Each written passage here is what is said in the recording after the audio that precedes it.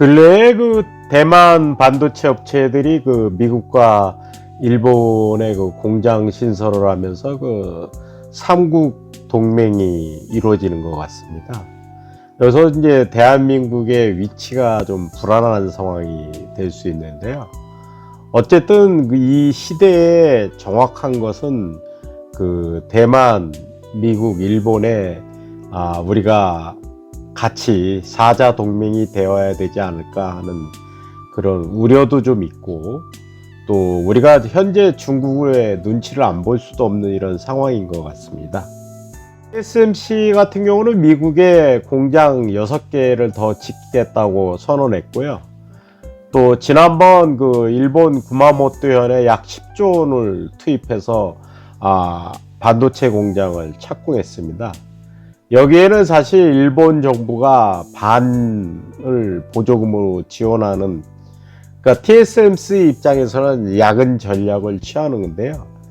여기가 그 나노로 보면 28나노 이하 공정이라 미세 공정이라고 볼 수 없는 그 자동차 차량용 반도체 공장이 되지 않을까 싶습니다. 일본 정부가 반 정도를 지원금으로 되고요. 또 소니와 덴소가 여기에 그 지분을 인수해서 좀 같이 투자하는 거로 알고 있습니다. 또 대만 그 파운드리 3위 업체 UMC도 그 일본 미에현 공장에 그 덴소와 협력하여 그 전력을 제어하는 파워 반도체 생산 라인을 신설한다고 합니다. 그 UMC는 덴소가 설계한 그 파워 반도체를 내년 상반기부터 그 양산에 돌입하고 2025년까지 그 12인치 웨이퍼를 월 1만 장 이상 생산하기로 했다고 합니다. 투자 금액은 이제 비밀에 붙여졌지만 UMC 역시 일본 경제산업성의 보조금을 받은 것으로 보고 있습니다. 미국은 그 중국의 공장을 늘려온 그 TSMC의 기술이 그 중국에 유출되는 것을 우려하면서 그 미국 내 공장을 적극적으로 유치했었고요. 대만은 중국으로부터 독립을 위해 반도체 기술을 그 미사일보다 더 큰 무기로 활용하려고 하고 있습니다. 현재 그 TSMC는 미국 애리조나주에 120억 달러를 투자해서 5나노 공정의 그 파운드리 공장을 짓고 있고요.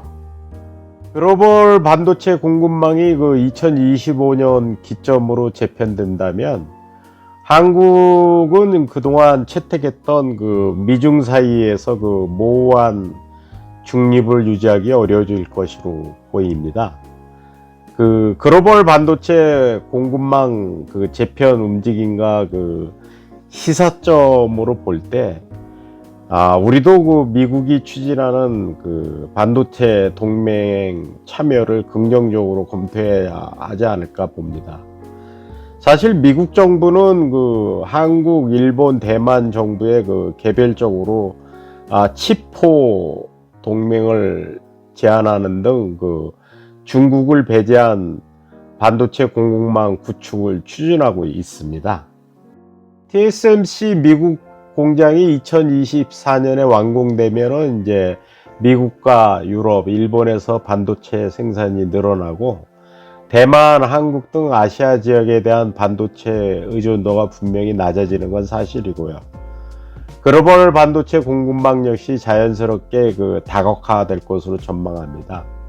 현재 인텔이 또 유럽의 그 반도체 회사를 인수하거나 투자를 하고 있고요. 인텔이 파운드리 산업을 재진출하면서 반도체 공급망은 새롭게 재편될 것으로 보입니다.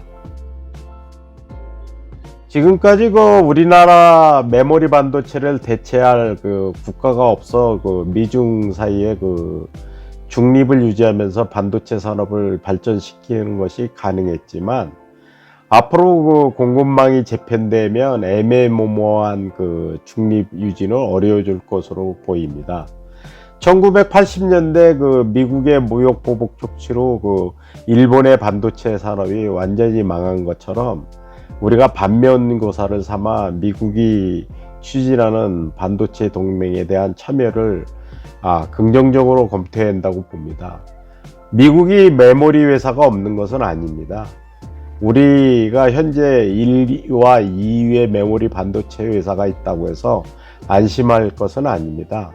이번에 미국 정부와 국방성이 인텔전자를 밀어주는 것을 보면 자유자본주의가 아니라 강력한 통제 국가로 전환되는 것을 느낄 수 있습니다. 미국, 일본, 대만, 한국이 칩4로 뭉친다고 해서 중국 반도체 제조업이 망할 거라고 보이진 않습니다. 현재 SMIC를 필두로 승승장구하는 기업도 곳곳에 존재하고요. 또 수율 문제에 대해서 실체가 의견이 분분하지만 양측 메모리 YMTC도 2020년 128단 3차원 3D 낸드 프레시 양산에 성공했다고 발표했거든요. 아직까지 실체가 정확하게 나오진 않지만 중국 정부가 알리바바나 텐센트 등을 압력을 넣어서 이 회사의 메모리를 사용하게끔 하는 걸로 알려져 있습니다.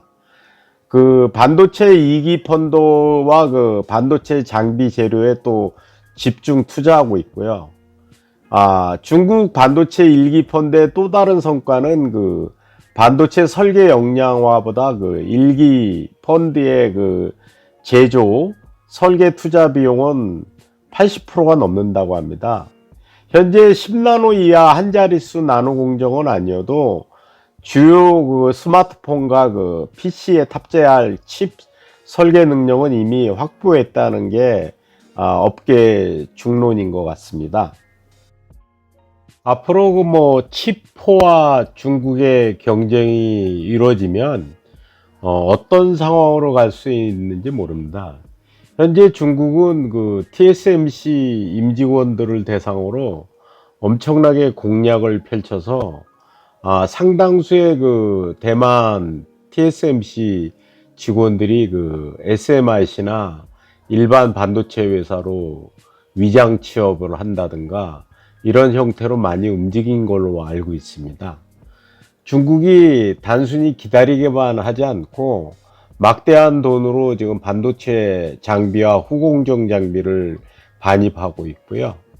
또 세계 곳곳에 대한민국의 삼성전자나 TSMC의 슈퍼 엔지니어들을 영입하려고 노력하고 있기 때문에 틈을 보일 수가 없는 이런 상황인 것 같습니다. 지금까지 반도체 동맹에 대해서 말씀드렸습니다. 감사합니다.